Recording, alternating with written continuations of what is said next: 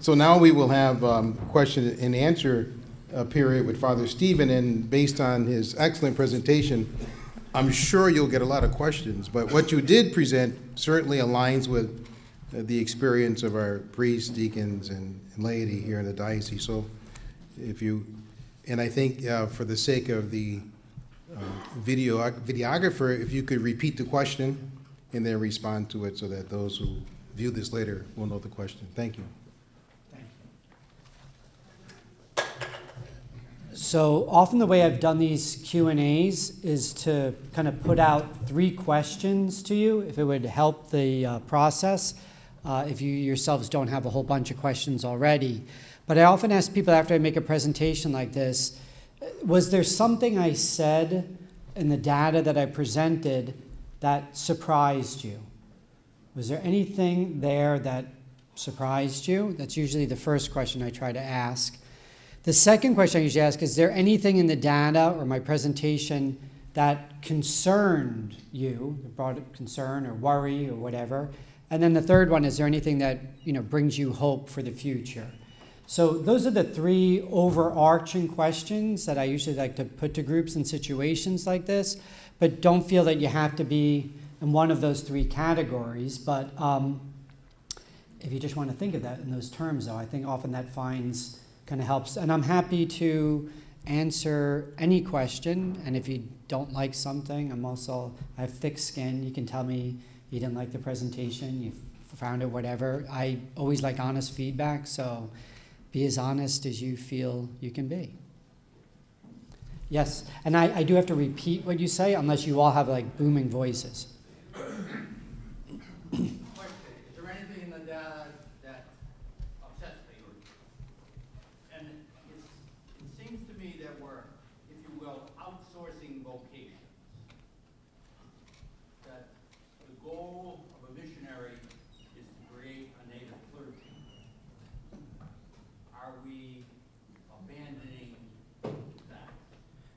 Perfect. So the question, just for the videographer to hear, is about, are we, with importing all of these priests from outside of the United States, are we abandoning, right, our own spirit here?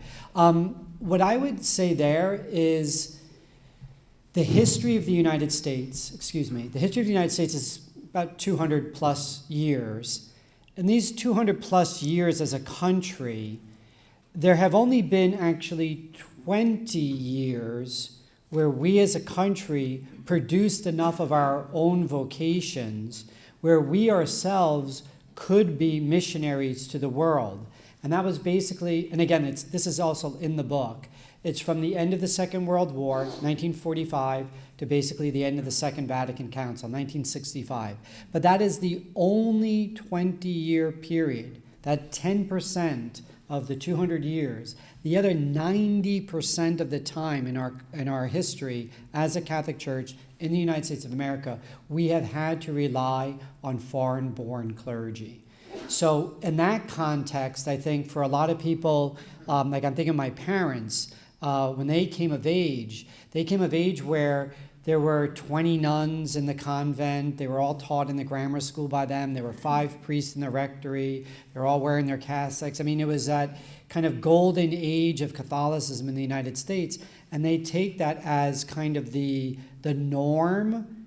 And then from that point where we've just been going this constant slope downward. But if you look at it from the broader historical perspective, from the wider angle, that was actually an outlier. That was not the norm. I sometimes say, people don't always get that I'm joking about it, but if we want to have another vocation boom, have another world war. Have World War III. I mean, the biggest boom we had was after the Second World War. It was just incredible because a bunch of these young men had to go over and face the existential questions of their lives, fighting either Nazism in Germany or wherever they went during that time, and they came back with a maturity that you can't get in any other way, except when your life is on the line. So I think in many regards, that's the case. Now, George Wilson, I don't know if you're familiar with him, he's a Jesuit priest.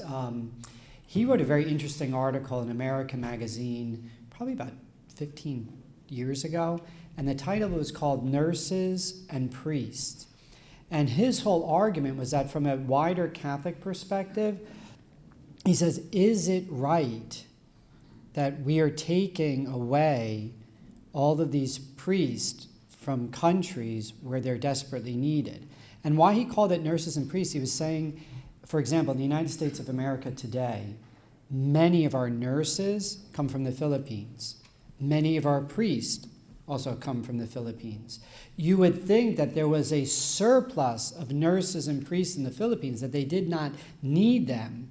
But if you look at the ratios of lay people to priests, lay people to nurses in those countries, they're actually in worse shape than we are. But we've been spoiled for so long. So his, which I don't know if that's where you were going with your question, his question, this is an ethical question. Is it right, because we are a country that has money, is it ethically correct that we're being part of the brain drain of these countries that desperately need their own priests and their own nurses and their own, trained people? So that's where he was going. So if you look up George Wilson, American Magazine, it's called Priests and Nurses. I think that would get to your question. But the reality today is that in America, we're used to having this many priests, we're used to having this many parishes, and so many bishops, that's their only choice. It's either close more parishes or import more priests, or what everyone's praying for and I think working for is have better vocational recruitment. But that's a tall order, I hope that answered your question, addresses your question in a bit.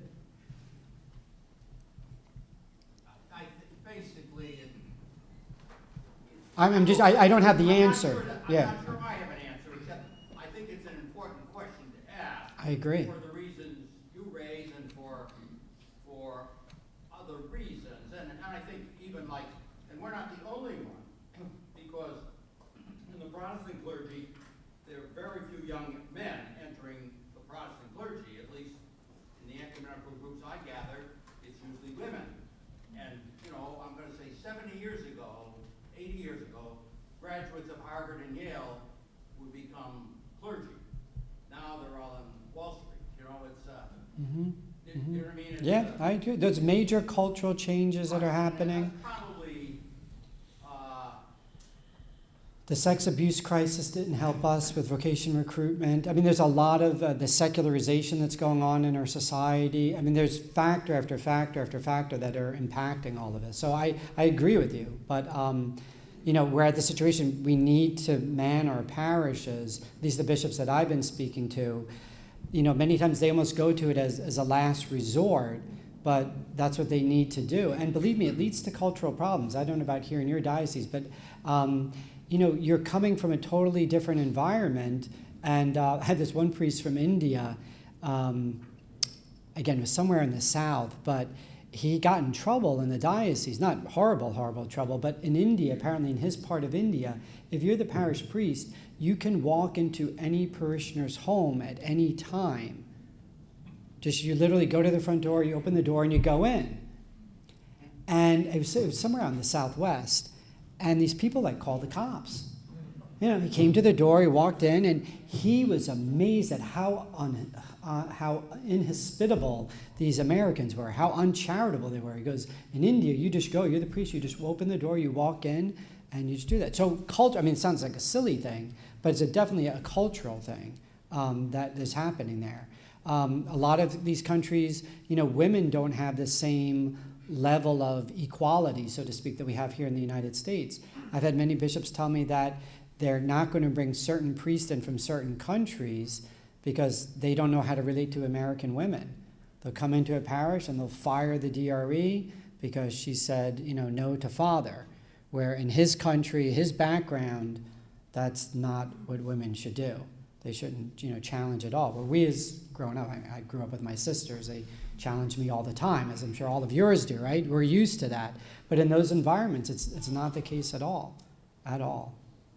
So anyway, again, those are great commentaries. Father in the middle.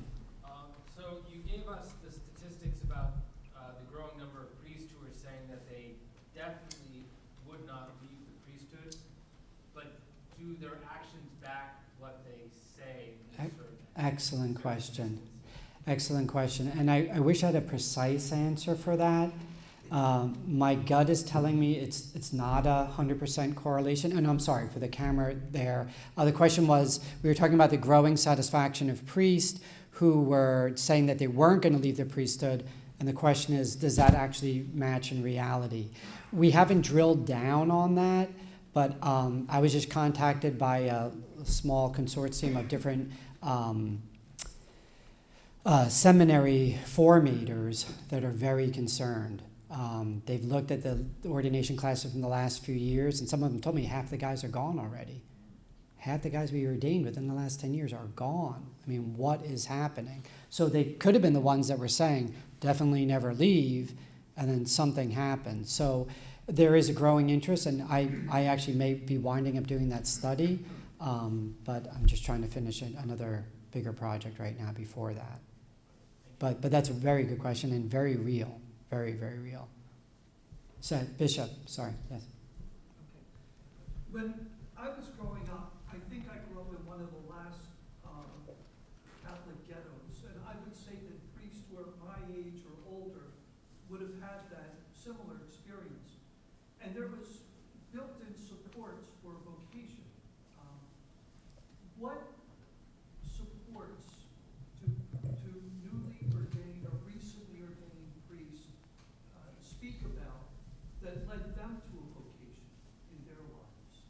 Oh, So that was okay. the Catholic ghetto is kind of what are the encouragements or that newly ordained or recently ordained priests are finding? Perfect. So the bishop was asking the question if, and when he was growing up, he kind of lived in those Catholic ghettos where there's so much support. There were the nuns in the school, so many priests, everyone in the neighborhood was Catholic. There's a lot of support. You told me you're going on for vocation to the priesthood. There's a lot of support.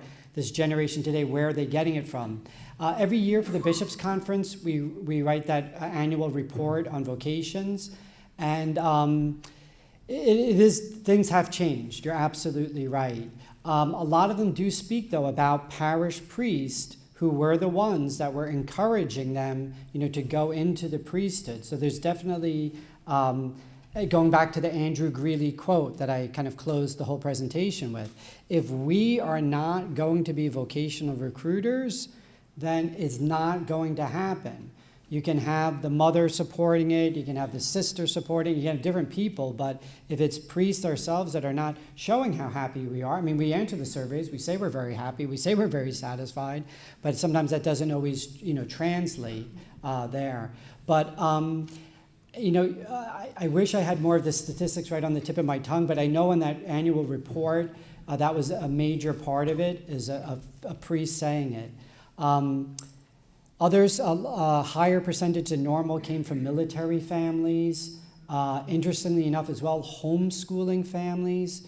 Archbishop Vigano, when he was the Apostolic Nuncio to the United States, we were down there in D.C. with him, and he turned us on to it. He said, well, how many of our newly ordained are coming from homeschooling environments? And that does seem to be a case of that. I don't know, any of you homeschooled here? Any of the younger priests? When I was in the college seminary, half my classmates were homeschoolers. Okay, so say that half of your classmates in the college seminary were homeschooled. Yeah, so that's a very interesting, dynamic that's going on as well in the United States. So maybe, Bishop, those enclaves that you were talking about are maybe becoming smaller enclaves, but I know a lot of those Catholic homeschooling associations, they really do create that same environment. There's obviously concern as well sometimes in those cases because there's not always the socialization that goes on. But there was an article in the Wall Street Journal called The Benedict Option. I don't know if any of you read that article, about these kind of smaller Catholic communities that are forming around these Benedictine monasteries, trying to recreate that pre-Vatican II enclaves, ghettos, whatever word you want to use. And it would be interesting to see if they do produce more vocations. Yes, Bishop. To go back to your statement before about the number of young priests leaving the priesthood, is there any correlation between the reasons they leave and the nuns that we have, the NONES? The fact that the largest single denomination in the United States right now after Catholicism is ex-Catholics. Right, right. So Bishop's question, is there any correlation between the nuns, N-O-N-E-S, those who don't have any religion, and ex-Catholics being the second largest denomination, so to speak, in the United States, and the guys who are leaving? I don't have that data. That's a fascinating question, and you're getting my mind going right now. But I don't have any of that data, and I don't know of anyone who's doing that. But there probably is some type of relationship there. Yes. Have you seen any issues with, it sounds like you get more conservative types of priests coming up now. And are you seeing any issue with that going into perhaps progressive type of thought process in the church? And they're having a problem. Well, that's excellent question. The question is with the more conservative, so to speak, generation coming up through the priesthood, are we seeing that maybe with the more progressive slant, I guess you're saying from Pope Francis kind of coming down type of thing? But I found, like when I was teaching in the seminary, and I just stopped this past year, but it was really interesting. I found a number of the young seminarians really don't like Pope Francis. I mean, they tolerate him because he's the vicar of Christ, but they love John Paul II. They love Pope Benedict. But you can see I was shocked. I spoke to the rector about that. So, so I think you're absolutely right. I wasn't so much thinking of Pope at that point. I was thinking more the established. That would be so particular to each diocese and each parish. I know when we assign priests in our diocese, whenever they ask my opinion for those things, you always try to make sure you get a good fit. The reality, people don't respect territorial parishes anymore, at least not in my diocese. I don't know about here, right? But in my diocese, from where my church is, you can be at 10 other parishes in 10 minutes. There's one parish near us that is known as, if you're a liberal Catholic in our area, that's where you go. And if you're a conservative Catholic in our area, then there's another one you go to. And then the rest of us are kind of somewhere in the middle there. But so people go to where they want to go. So my suggestion has been, don't send one of our newly ordained and fragile, very conservative priests to this ultra-liberal parish. I mean, it doesn't make sense. He's going to get chewed up and spat out. He's going to have a really rough time. Make sure you assign him to a place where there's going to be more of that, because we don't have enough guys to kind of go through those type of things. So, I mean, I think that's where, again, the bishop's personnel board and stuff, you really have to think through. And the first assignment of any priest is among the most critical.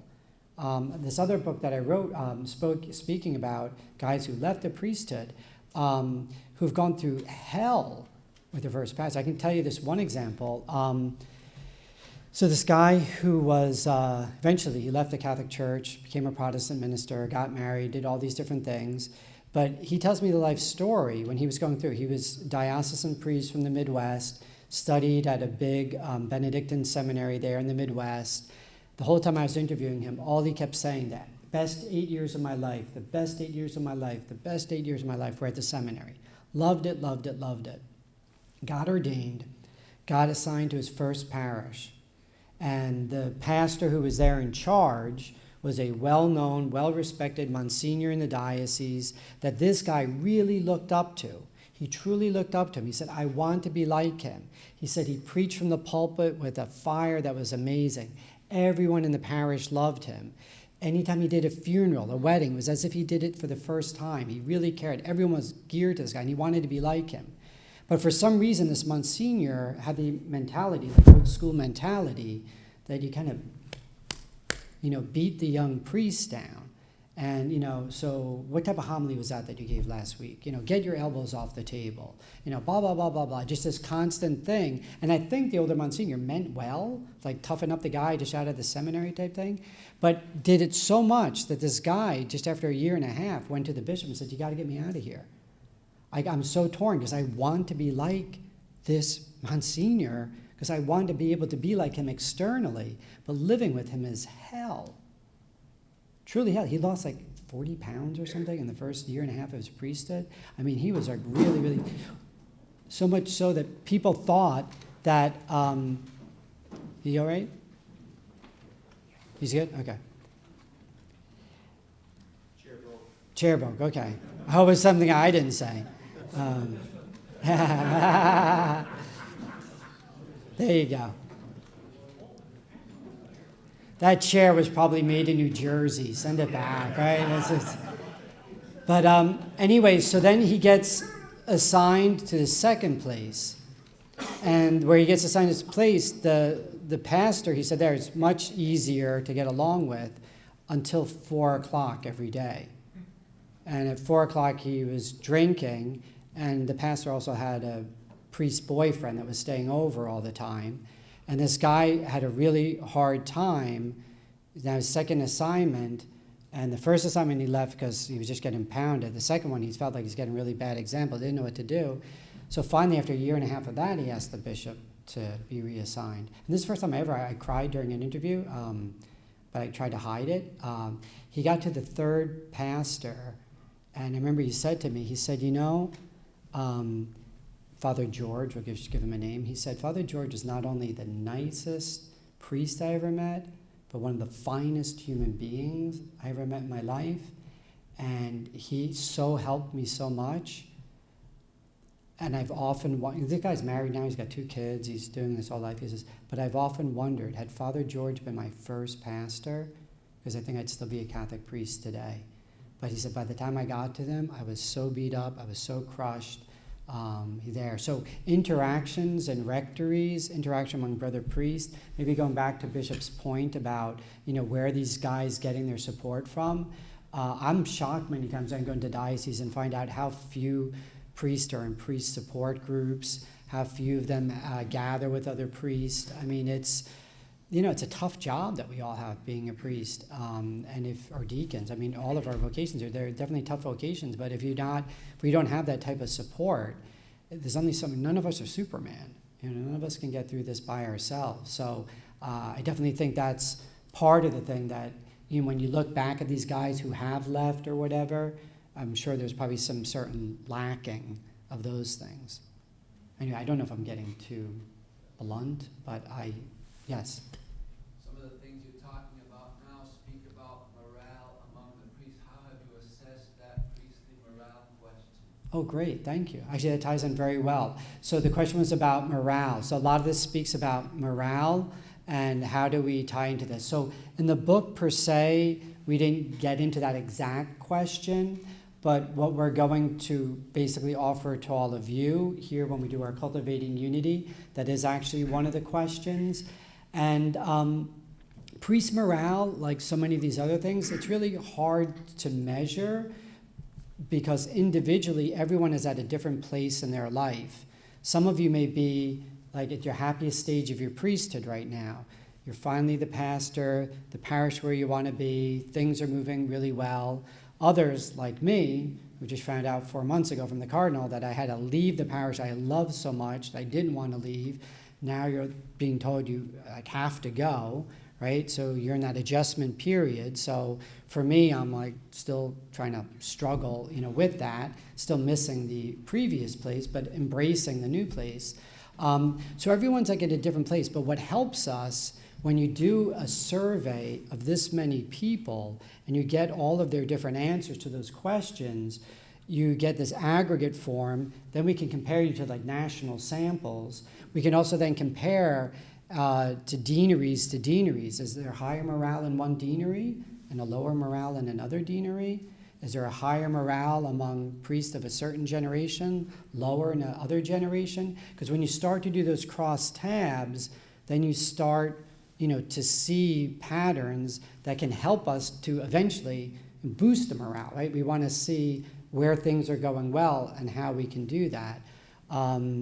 When I was working out in the diocese way out west, we found that. It was amazing how there was like 3 basic different areas of the diocese, and in this one area, they just stood out as having a great morale and high positive energy.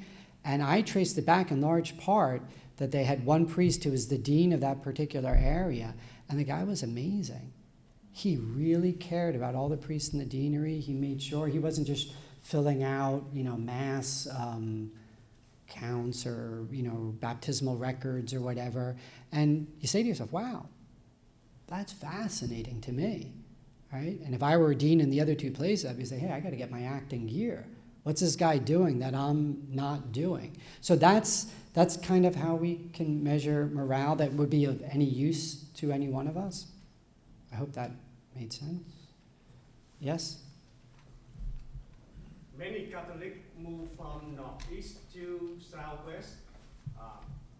Is it what reason for that? And also the number of priests, do they also move from northeast to southwest too, or keep the same number of balance here compared to different region like that? Very good. So a large part of the reason is everyone wants to get away from New Jersey, okay? So they want to get as far away as they can because we just pollute the whole world. No, the reality is that areas like the Northeast, it's very expensive. Taxes are very, very high. In my town where I'm living right now, people are paying $25,000, $30,000 in property taxes, right? You can't sustain that on a retirement thing, on a retirement income. So what happens, a lot of people, when they get to the retirement age, they move down to North Carolina, they move down to South Carolina, Florida, these other places where it's much less expensive to live, much, much less expensive to live.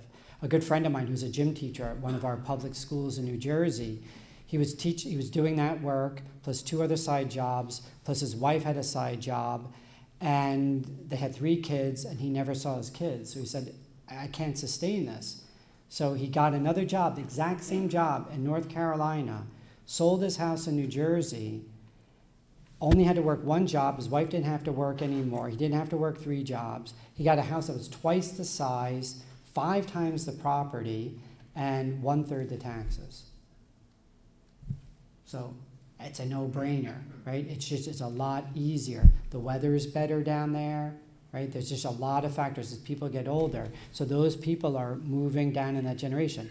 Also, the other reality is that a lot of the immigration that's happening, which who knows now with President Trump and the wall, who knows how much that will change or whatever, but a lot of that immigration into the southern United States of people from Latin America was also very prevalent there. And I go back to what I was saying before about Atlanta, having 1 Catholic church and now having 40 Catholic churches. I mean, it's booming in those areas. And I think the last thing I would say is that those areas used to be very anti-Catholic, right? But now not so much anymore. Not so much anymore.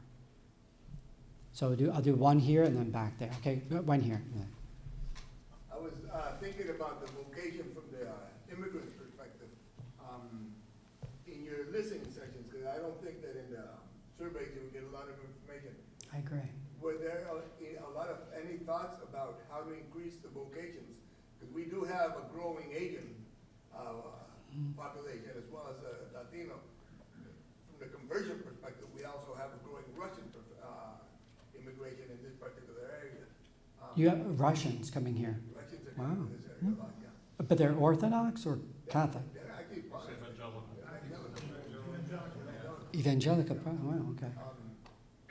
Did you get any thoughts or ideas or anything about? No, and you're bringing up a wonderful question, and the answer is no, I didn't get any of those, but believe me, in the next wave of the study, everything that we've learned from this previous one, we're going to go after with greater depth and probably oversample that stuff so that we can get more of it. Also, sometimes it's hard, the language barriers there. In some dioceses, like when we've done Cultivating Unity, we've actually, I was out in California just a few weeks ago finishing off their project, but we actually had to do it part in Spanish, part in English, because that's just the reality of their church today. I heard Cardinal Mahoney years ago said that he wouldn't ordain any guy in LA who wasn't bilingual. So he didn't care if you came from Mexico, you had to learn English, or if you're from the United States, you had to learn Spanish. He would not ordain anyone who was not bilingual, which I think has become more and more a reality. And then, your question. I was struck by the comment when it comes to fostering priesthood vocations in parishes. A couple parish pastors in the presentation said that they would welcome the opportunity to encourage a young man to a vocation. And one guy said that he dreads it so much that he can't do it in good conscience. When conducting these surveys and these questions, is there any measurability of how a priest, how an individual guy is attentive to his own needs, physically, spiritually, emotionally, and intellectually? Okay. I thought your question was going in one direction, and at the very end, it looked like you changed directions. Can you just repeat that? Because I really thought you were going in this different way, and then you, at least I. When conducting the survey, Right. of individual priests, is there any accountability or measurability of how he takes care of himself, which would in turn, help his understanding of how he fosters a vocation? Okay, I got you now. I'm sorry, I do understand now. So the question was, whether there's any questions, basically speaking about priest self-care that would be an indicator of how they're also promoting vocations any link. And the quick answer is no. Again, you have to realize when we do these surveys, it almost took me like probably 6 months to finalize the survey for the bishops. I mean, you just have to really refine your questions, make sure they fit. You don't want it too long of a survey. You give too long of a survey, people don't answer. If you do too short, you don't get enough responses to it. They're really not, it sounds like it's easy, I'll just send out a survey, but if you want to do it really scientifically, really rigorously, then you do a lot of pre-testing, trying to figure these things out. But self-care would be a great question for us to add in the future. In cultivating unity, there's a few questions we could throw in about how often people exercise, how often they take care of things, how often they go to support groups, how they do these different things. So we could definitely throw those in. But that's what we could do with all of you. And that's what we're going to do this afternoon. We're going to pull together the survey questions, because I have a large bank of questions, and we're not going to ask all of you all of these questions, but we're going to select ones that we think would be most apropos. Some of these could be the supplemental questions. Yeah, some of these could be the supplemental questions, for sure. But yeah, that's excellent. Yeah, I like your thought. I definitely like your thought. And I think there is a correlation there. That's what my gut is telling me, but I don't have hard data to back that up. What time are we going till? This is the last question. Okay, last question in the back, Father. One day I was out for a walk and going by a rather small building that used to be a office for a coal company years and years ago.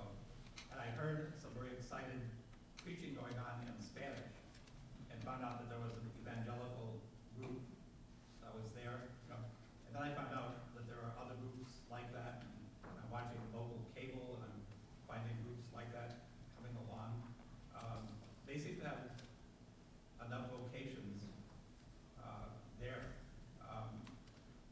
Do we need to look outside the box? Could it be that in analyzing this, even though we're no longer are a ghetto, maybe we're still thinking as if we're in a ghetto? Do you do research outside the Catholic population? I have. Yeah, I have. As CARA, we don't particularly do that because basically we're hired by dioceses or the Bishops' Conference, or I just did a big thing for the Carmelites. I mean, we do things that within the ghetto, so to speak, that people are asking, analyzing. But I think you're bringing up a good question, and I think that's something that, the reality in Latin America, for example, where the disproportions are so great, I think part of the reason as well, people, let's say for Mexico or Brazil, are used to the fact that you have one priest for every 15,000 people. So when they come here to the United States, it doesn't seem like it's, that bad. Actually, it seems much better here than it was back there. So they may not feel that same sense of urgency where those of us who are born here see it as. Because again, we're coming down from that golden age where there were so many priests, so many nuns. But I love to think outside the box. I mean, I love to look at research of other groups. I have contacts in the major Protestant denominations, and we often we're at conferences together, and we speak about these realities. But, specifically, I think one of the dangers of the Catholic Church today in the United States is that if we don't get more Hispanic vocations, there's going to be more of a likelihood that we are going to lose more Catholics. Because I'm presuming most of these Catholic people you're talking about that you heard listening to this were probably baptized Catholics, but now are becoming evangelical or born again or something. And that is, I think, in part because we don't always have the ability to tend to their needs. And that very first need is, can you speak my language? Right? I mean, I wouldn't go to a parish that's speaking, I don't know, Chinese or Japanese. I mean, I wouldn't understand a word they were saying. So it could be that we're underserving those populations, and because we're underserving them, they're looking to get their religious needs met, but at the next nearest thing that they can find. That would be my guess there. But Father Warren is giving me the signal. There seemed to be one last question, or do you want to let that go?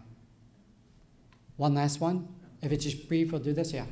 It's not a question, but it's addressing what you're saying and what Father's saying here. I met a seminarian who was late 70s, early 80s. He was a great-grandfather. His wife had died. He was originally from Mexico. As a child, his family used to protect Padre Crow.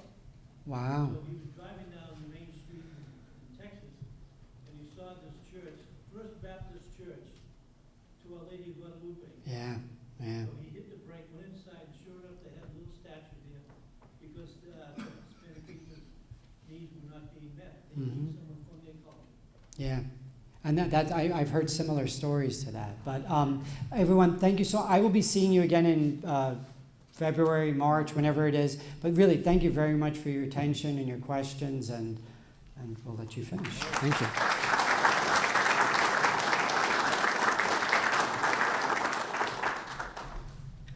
Bob Digan, you always come up with something original all the time. But Father Stephen, we are deeply grateful for your presentation. You certainly have illuminated the evolution of the priesthood since Vatican II. You've given us a check on our own reality and your statistics and your data. And you certainly challenge us to look to the future, to think outside the box for what our priesthood and ministry should look like here in the Diocese of Springfield. But for myself personally, I detected your deep compassion for the priesthood, your sensitivity to the wounds of the priesthood and the vitality of the priesthood, and above all, your honesty, that you are not afraid to face the demons and all that's out there for us as good priests. But we just thank you, and we look forward to working with you as we move forward in the Cultivating Unity process. I want to remind you that, again, if you want an overview of the Cultivating Unity process, you do have the brochure in your folders. Also, you are invited to send concerns so that we can look at them in process of the Cultivating Unity program. If you have certain concerns, you can email any member of the committee. And also, what else do I want? Oh, there's a note in your folder about the next Clergy Day, which will be the Advent Reflection Day on December the 12th, right here from 11 to 2. And I want to thank you for showing up. This is a great turnout. So this is very, very encouraging.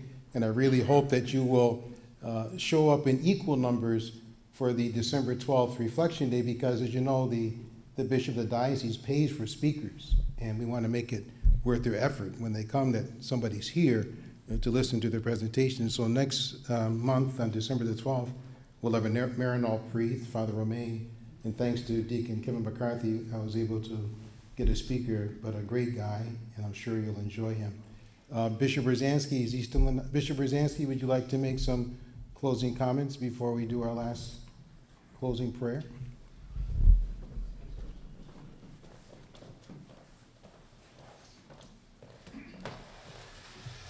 I would just like to add all of our thanks, as Father Warren said, to Father Steve for being with us and for the research that he is doing that helps us in our ministries and in looking to the trends that we're all dealing with and how that affects us personally as deacons and priests and ministering in our church today. And to wish all of you and your families a very happy and a blessed Thanksgiving. So as we gather on Thursday around the table and give thanks to God, not only for the food that we have, but for the ministry that we share and the people who support us in our ministries, we truly have hearts that are filled with joy because we have so much to be thankful for. And let's conclude with a prayer. Okay, it's in the packet. There we go. It's entitled "A Priest Prayer for His Presbyterate."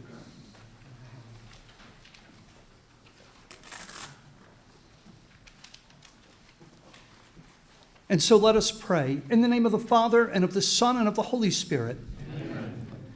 Loving God, I ask you for special blessing on all the priests of my presbyterate.